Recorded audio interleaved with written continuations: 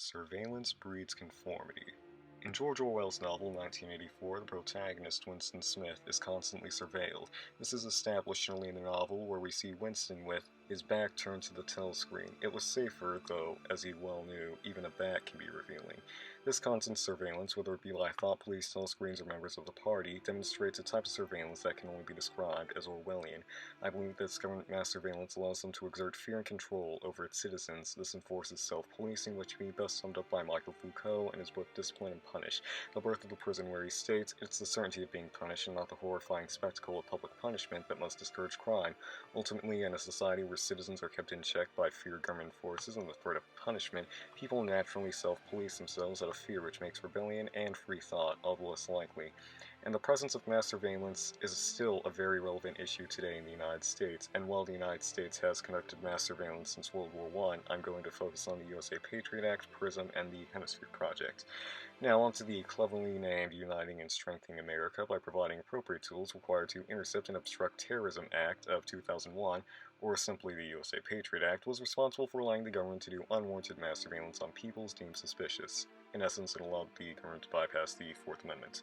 This is troublesome for various reasons. Firstly, to quote Andrew Napolitano, a journalist from the Washington Post, in his article Why the Government is Telling You, the Constitution is the supreme law of the land, yet if the government that it regulates can change it by ordinary legislation, then it is not a constitution, but a charade. But Mr. Napolitano is saying that ultimately when one right can be suppressed, ultimately the rest are at the same risk. Whether or not the Patriot Act was truly used to protect Americans or limit their rights is a topic that's still being debated today. And secondly, I'd like to say that Americans need their Fourth Amendment rights. To quote Philip B. Hayman, a Harvard law professor, the way the Fourth Amendment works is straightforward, comprehensible to Americans, and requires a factual basis for thinking it probable that evidence of either a crime or a specified national danger will be found. By having a relatively simple rule in place, and allows the public to have faith in their government. However, when it's taken away, it can be extremely worrying.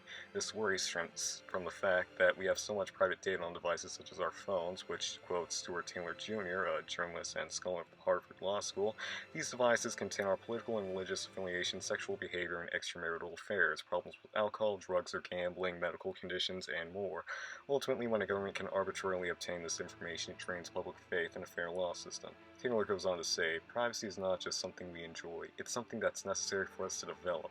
Who we are, form an identity that is not dictated by social conditions that directly or indirectly influence our thinking, decisions, and behavior. And that privacy is essential to being a complete, fulfilled human. This is quite powerful.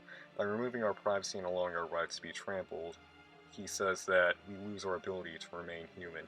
This humanity can further be shown in 1984, where the Poles, who are the least surveilled people, are known to have had stayed humans. And I'd also like to quote Logan Albright here, a research analyst from Freedom Works, from his NSA's Collateral Spying article, which says, "It's not okay to violate the rights of an innocent in the process of achieving a broader goal, even if the goal is noble." What Mr. Albright is saying is that, regardless of what's being justified, it's not okay to violate people's basic human rights. And to quote Daniel Solove, a professor at the George Washington University Law School, surveillance can create chilling effects on free speech, free association, and other First Amendment rights essential for democracy, and that each surveillance of legal activities can inhibit people from engaging in them. The value of protecting against the chilling effect is not measured simply by focusing on the particular individuals who are deterred from exercising their rights. Chilling effects harm society because, among other things, they reduce the range of viewpoints expressed and the degree of freedom with which to engage in political activity. By allowing unwarranted surveillance, Mr. Solove argues that it inhibits our ability to even express due to what's known as a chilling effect, which can simply be defined as a situation where speech or conduct is suppressed by fear of penalization at the interests of an individual or group. However, you can easily argue that this act is justified in nature. You can easily say that the safety of all Americans ultimately outweighs this all, and that ultimately if you have nothing to hide, you have nothing to fear. In fact, James Andrew Lewis, a senior fellow and director of the Strategic Technologies Program at the Center for Strategic and International Studies in Washington, D.C., says that Americans are reluctant to accept terrorism as part of their daily lives, but attacks have been planned or attempted against American targets almost every year, and that the threat of the attack is easy to exaggerate, but that does not mean it's non-existent. You can also argue that due to social media and government services, that the data that we're still trying to fervently protect is already public, which can be best summed up by Eric Posner, a professor at the University of Chicago Law School, which says, "We already give the government an enormous amount of information about our lives and seems to have gotten used to the idea that Internal Revenue Services know our finances or that employees of a government hospital or knows our medical history, or that social workers know our relationships with family members, or that public school teachers know our children's abilities and personalities. The information vacuumed up by the NSA was already available to faceless bureaucrats and phone and internet companies, and that he was unaware of a single instance during the last 12 years when the War on Terror-related surveillance in which the government used information obtained for security purposes to target a political opponent." Now let's go on to the Hemisphere Project, which began in 2007 or earlier and was publicly revealed in 2013. The Hemisphere Project collected mass phone metadata from anyone calling internationally from the United States, which was provided to them by virtually every phone company in the United States. And in turn, the United States federal government was provided data from as far back as 1987. The project was created for the purpose of surveilling drug traffickers, and it was eventually used for more ominous surveillances, such as monitoring anti-war groups, and because of its activities, it caused organizations such as the Human Rights Watch to file a lawsuit against the government. And ultimately, you could argue that their sources would ultimately be unaffected due to growing encryption techniques, which companies such as Apple have recently been very reluctant to give up. If you want an in-depth look on the Hemisphere Project or the lawsuit that was provided, I'll provide details in the link, and I apologize, but ultimately I don't have enough time in this project to explain them in depth.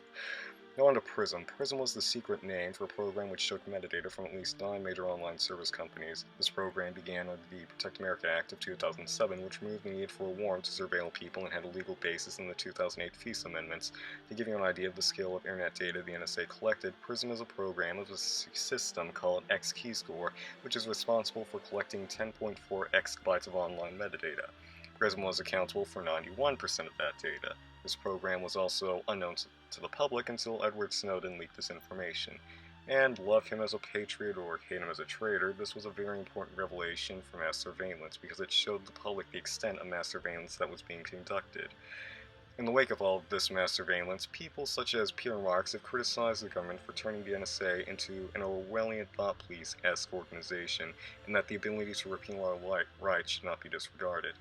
Now at this point you may ask yourself, how can I prevent mass surveillance and encroachment of my rights? Well, you can do it in a variety of ways, such as advocating organizations such as Human Rights Watch or raising awareness for issues of surveillance, and make sure that you fervently protect your rights from encroachment. All of this will ultimately help people like whistleblowers who can give true revelation on what's really happening behind the scenes. And I also would like to state that ultimately foreign governments won't check for each other in this case, because I cite basically programs such as Echelon and Five Eyes, where the United States has worked with other democratic countries for mass surveillance on their populace. And I'd also like to say that ultimately mass surveillance can only become a larger issue.